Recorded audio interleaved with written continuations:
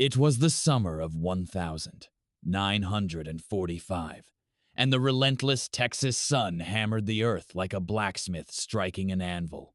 A convoy of U.S. Army trucks rumbled through the entrance of a sprawling dairy farm on the outskirts of Munster, a small town in North Texas. The cargo was unlike any the locals had seen before. 68 female German prisoners of war. These were young auxiliaries from signals and medical units, captured during the chaotic final weeks of the conflict in Europe. They had endured weeks of transport on ships and trains, surviving on minimal rations. Many appeared gaunt and sunburned, their expressions filled with uncertainty. They arrived expecting hard labor under the gaze of hostile guards. After all, Texas was the heart of America, the very center of enemy territory.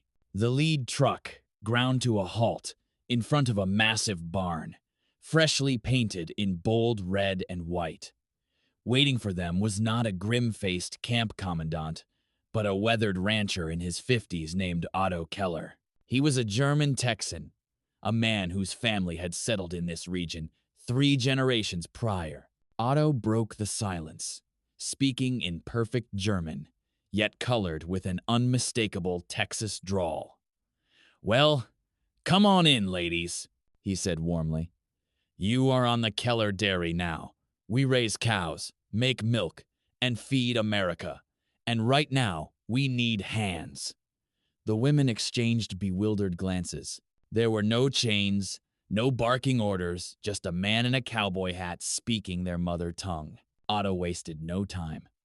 "First things first," he announced. "You're going to see something you probably never saw back in Germany." He guided the group past the main barn and into the milking parlor. Inside, 60 Holstein cows stood patiently in pristine stalls. Shining stainless steel milking machines hummed with a soft, rhythmic, mechanical sound, while pipes carried fresh milk directly into large cooling tanks. The women stared in disbelief. In war-torn Germany, milk had become a distant memory, and livestock was scarce. Here, the milk flowed like water. Otto grinned at their astonishment.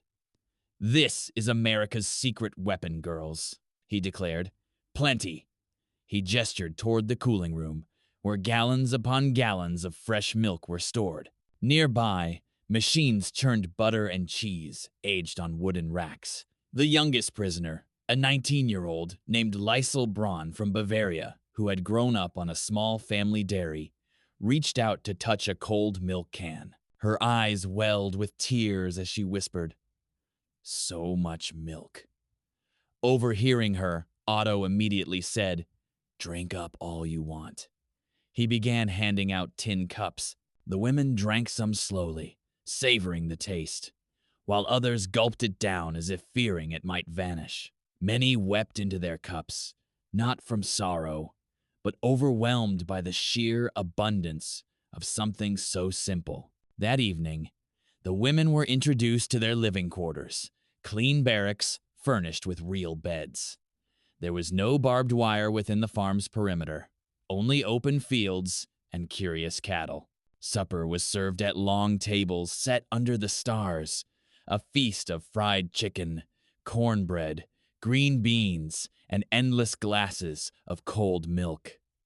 Otto raised his glass in a toast to new hands and full bellies. The women raised theirs in return. For the first time in years, they went to sleep with full stomachs, the taste of fresh milk still on their lips. Yet, they did not realize that the true shock was still to come. The secret weapon was not merely the milk itself, but what that milk represented. The first week at Keller Dairy proved to be a revelation. The women were assigned to milking shifts, and Otto Keller personally demonstrated the modern parlor operations, electric milkers, stainless steel pipes, and cooling tanks that preserved freshness for days. In Germany, most farms still relied on hand milking. Here, a single girl could milk 20 cows in an hour. Liesl Braun touched the shining machinery with reverence. Noticing her fascination, Otto asked, "Ever used one?" When she shook her head, he smiled. "Time to learn." He guided her hands as the machine hummed to life, and the milk flowed white and pure. Tears filled Liesl's eyes as she whispered, "In my village, we had 3 cows. We lost them in 1943. Otto nodded solemnly. "Here, we've got 300 and plenty of feed." The women worked, but it did not feel like punishment. Their days were punctuated by breaks featuring cold milk straight from the tank, and lunches enjoyed under the shade of trees, sandwiches made with real cheese and fresh tomatoes from the garden. Rosa, the farm's cook, taught them Texas recipes, and in return, they taught her how to make strudel. By the second week, the women were visibly gaining weight. Their cheeks filled out, and their eyes grew brighter. They began to sing old Bavarian songs while milking, and the Texas farmhands joined in with cowboy tunes. The cows didn't seem to mind the mixture of melodies. One afternoon, a powerful storm swept across the plains. As thunder echoed in the distance, the women grew uneasy, the sound stirring memories of difficult times they had endured. Otto calmly guided them into the shelter of the barn, bringing blankets, lanterns, and jars of cold milk. They sat together in a quiet circle while the storm moved past outside. Otto shared light-hearted stories about Texas twisters, and the women responded with memories of their hometowns and the challenges they had faced.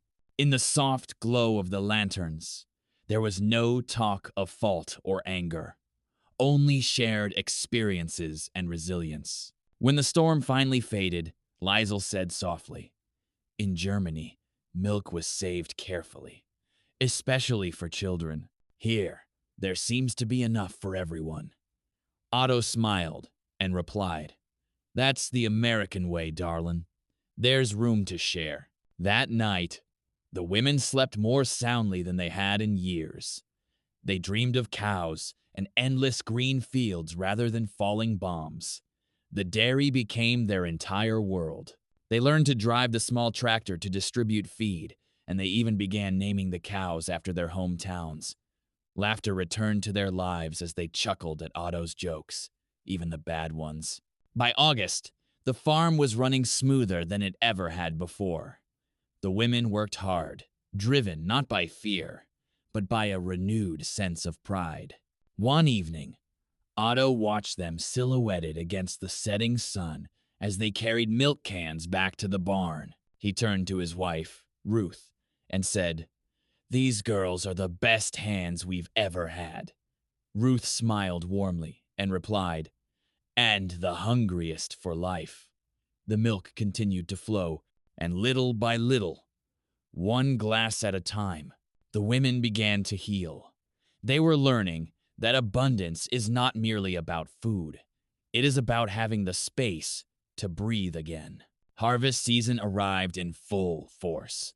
The women worked from dawn until dusk, yet the labor felt different than what they had feared. There were no whips, no guards barking orders, only the natural rhythm of the farm. They milked cows, churned butter, and loaded heavy milk cans onto trucks. Otto paid them in scrip, the same as American workers, which they used to buy candy, lipstick, and small gifts to send home. Evenings brought quiet moments of connection. The women sat on the porch with Ruth, learning English phrases, while the cowboys taught them how to two-step under the vast, starry sky. Liesl even learned to drive the big transport truck, laughing with delight as the engine rumbled to life. One Sunday, Otto invited the group to church in Munster, a town originally founded by German immigrants. The women walked in nervously, unsure of their reception. However, the congregation stood not in anger, but in welcome. Together, they sang hymns in both German and English. After the service, the local farm families hosted a potluck featuring fried chicken, potato salad, and peach cobbler. The women ate until they could eat no more. A little boy tugged at Liesel's sleeve and asked, "Are you really German?" When she nodded, he handed her a cookie and said, "My grandma is from Germany, too." Liesel wept into the cookie. By November, the orders for repatriation finally arrived. The women packed their belongings, though no one truly wanted to leave. On their last day, Otto gathered them in the barn. "You came as prisoners," he told them, "but you leave as friends. Texas won't forget you." Liesel stepped forward and handed Otto a small wooden carving of a cow with the inscription, "Keller Dairy, 1945, etched into the base. "We were too thin to work," she said softly, "but you made us strong enough to live." Otto's eyes were wet with tears as he hugged her. One by one, the women embraced the family. As the trucks pulled away, they waved until the farm disappeared from view.